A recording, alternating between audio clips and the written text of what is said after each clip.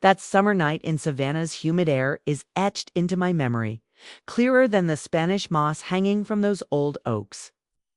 With Mama gone to Charleston for her sister's surgery, it was just me and my twin brother Beau alone in the old house. But what happened next? Lord, it shattered the glass between ordinary and something else entirely. The evening started normal enough, settling into that unspoken rhythm you get when you've shared your life with someone since practically conception. Mama had vanished down the highway, leaving the house unusually still. It's just the groan of the porch swing or the tick-tock of Grandma Rose's cuckoo clock breaking the silence. Wasn't the first time me and Beau were left to our own devices. We were used to it. Turning these nights into our own little world where time stretched long and lazy. Like a gator sunning on a log. I'm 2 minutes younger than Beau, but you wouldn't know it looking at us. Identical twins, same dark hair, same blue eyes, same darn stubborn streak. I was sitting on the porch, strumming a little blues on my guitar. Beau was inside, stretched out on the sofa like a lazy hound, flicking through channels on that dang TV. His presence was as familiar to me as the smell of magnolias after a rain. But that night, something felt different. The air hung thick, like cotton candy, and every little sound seemed magnified. That cuckoo clock chimed every dang minute, felt like a drumbeat against my ribs. "Want to watch a flick, Evie?" "A tea?" Beau asked suddenly, his drawl soft, cutting through the quiet. He turned his head toward me, and for a moment his blue eyes caught mine in a way that made me almost forget the tune I was playing. I just shrugged, trying to act casual. "Whatever you want, honey." "Real helpful, darlin'," he said, smirking. He grabbed the remote, hitting buttons slow on purpose, trying to get my goat. I had to laugh at his theatrics. "If you take much longer, I'm picking a rom-com, you hear? 'Kay? Over my dead body," he shot back, chuckling. It was always easy with Beau. Our back and forth, the way we moved through life like two boats moving down the same river. But even with the laughter hanging in the air, there was something else simmering underneath. Subtle, but there. A tension building like a summer storm rolling in off the coast. Finally, he landed on some old western we'd both seen a million times. The kind you don't need to watch because the lines are branded into your brain. We settled into the comfortable quiet. The glow of the TV making soft shadows on the walls. But my mind was wandering, drawn to him in a way that felt both familiar and unnerving. Out the corner of my eye, I kept catching him looking at me. Quick, almost sneaky glances, like a squirrel peeking out its hole. It sent shivers through me. Let me tell ya, Beau was always bold, the one who'd speak his mind no matter what. But that night there was a hesitancy in him that mirrored my own. It was in the way he shifted his weight or how his hand tapped nervous on the armrest, like he was testing the water between us. "What?" I finally asked. Could I take the silence a moment longer? He shook his head, a faint smile tugging at his lips, but his eyes, they held secrets. "Hun," he said, "too quick liar. 'Kay? Maybe something," he admitted, leaning forward, his elbows on his knees. The light from the screen played across his face, making those sharp angles look just like mine. "You ever think how strange it is? Being twins, Evie? I mean, real strange.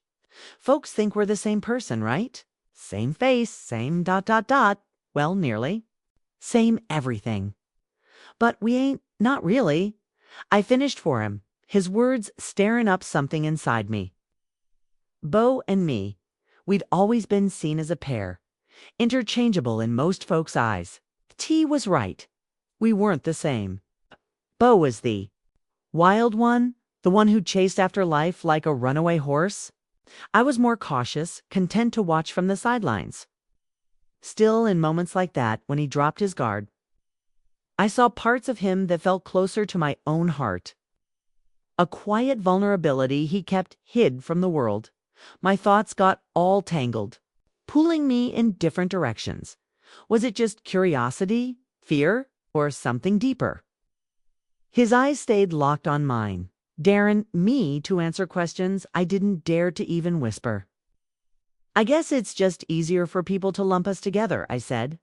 my voice quieter than I meant for it to be. It ain't like we've ever given M much reason to think otherwise. His gaze lingered on me, and I felt the weight of it like a hand pressed against my chest. Maybe we should. It was a simple statement, but the way he said it, slow and deliberate, made my heart jump right into my throat. Before I could even think of what to say, he leaned back, acting all nonchalant, trying to hide the tension I knew he felt as well as I did. I turned back to the TV, pretending to watch, but my mind was raisin. The minutes stretched on, and the silence got heavier, filled with all the words we weren't saying. I didn't know what to do, or if there was something needed doing, but Bo, like always, found a way to bust through the quiet. "You're awful quiet tonight, darlin'," he said, his voice softer now, almost shy. "What's going on in that overthinking head of yours?" "Nothin'," I lied, 'cause the truth was a mess of feelin's I wasn't ready to pull apart. Just tired. He didn't push, but his eyes searched mine, like he could see all the thoughts I was trying to bury deep down.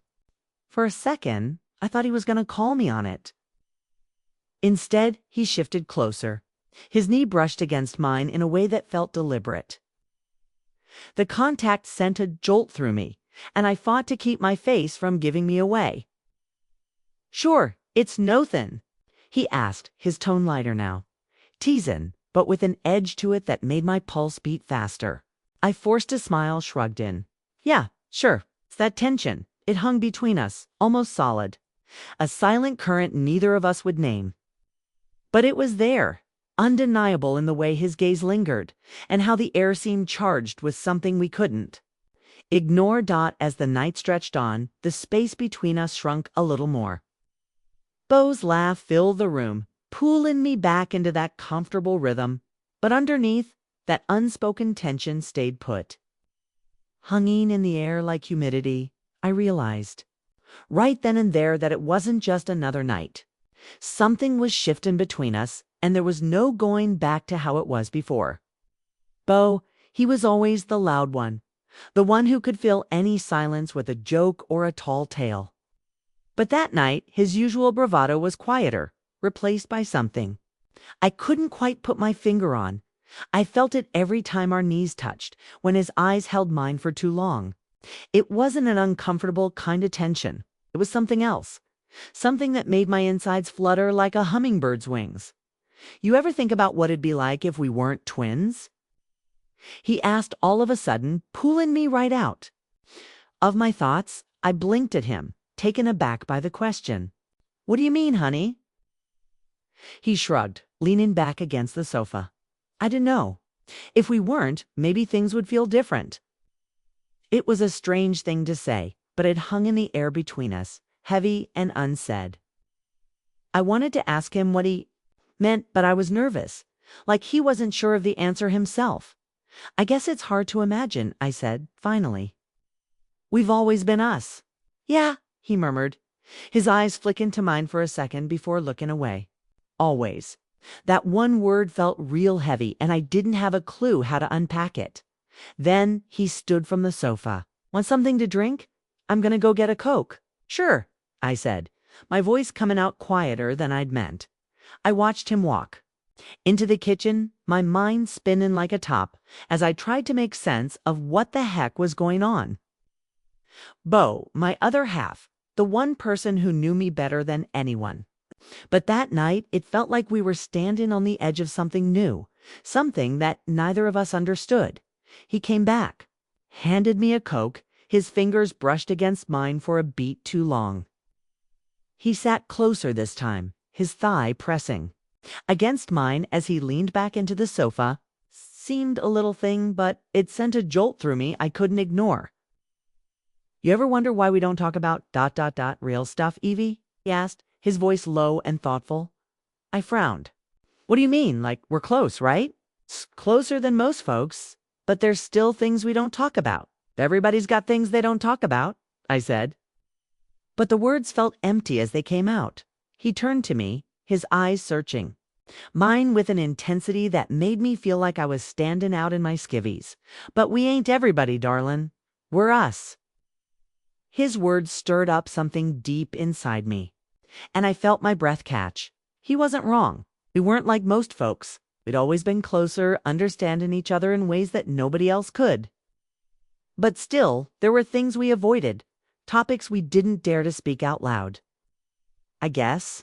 I trailed off, not knowing how to finish the sentence. You guess? He repeated, a small smile playing at the corner of his mouth. That's your answer. I rolled my eyes, trying to change the subject. What do you want me to say, Bo? Something real, he said simply. His voice was softer now, lower. I didn't know how to answer that. The weight of his gaze was almost too much, so I turned away staring at the TV, but not really seeing it. Bo didn't push me, but he didn't move away either. The warmth of his leg against mine kept reminding me of how close he was, how impossible it was to pretend like nothing was happening. Silence settled over us again, thick and heavy until he cut through it. You ever think about us differently? My heart skipped a beat at his words, and I turned back to him, searching his face for any sign of what he meant. But his expression was unreadable. His eyes locked on mine, daring me to speak the truth. I don't know what you mean, honey, I said, though my voice shook a little. Yeah, you do, he said, his tone quiet but firm. I think you've thought about it, even if you don't want to admit it. The air felt electric, full of something that had been building for years, but was just. Now, coming to the surface, I wanted to deny it, brush off his words like they didn't matter. But I couldn't, not when every look, every touch, every silent word between us told a different story. What if I have? I asked, finally. My voice was barely audible. His eyes got a little wider. I could tell he was nervous as I watched his expression. Softened, and he leaned a little closer. So close I could feel his breath on my face. Then maybe I'm not the only one. The words hung in the air between us, and I felt all sorts of emotions. Fear, excitement, confusion. All of them mixed together and making me breathless. Bo didn't move, didn't pressure me. But the intensity of his gaze told me he was weighed in, giving me the space to make a choice. I swallowed hard, my heart racing. I didn't know what this meant, or what it would change. But in that moment, with Bo so close and the weight of his words pressing down on me, I realized that I just didn't care. As I sat there, the weight of the night still heavy on my chest, I realized some questions just don't have answers. Maybe, just maybe, that's what made M so hard to ignore. Bo didn't move. His eyes stayed locked on mine, steady. And his expression was deep. Everything in me was telling me to say something, do something, but I was stuck. Bo, I said softly. My name came from his lips like a secret just for me. You can tell me stuff. You always could. He nodded, almost unnoticeably.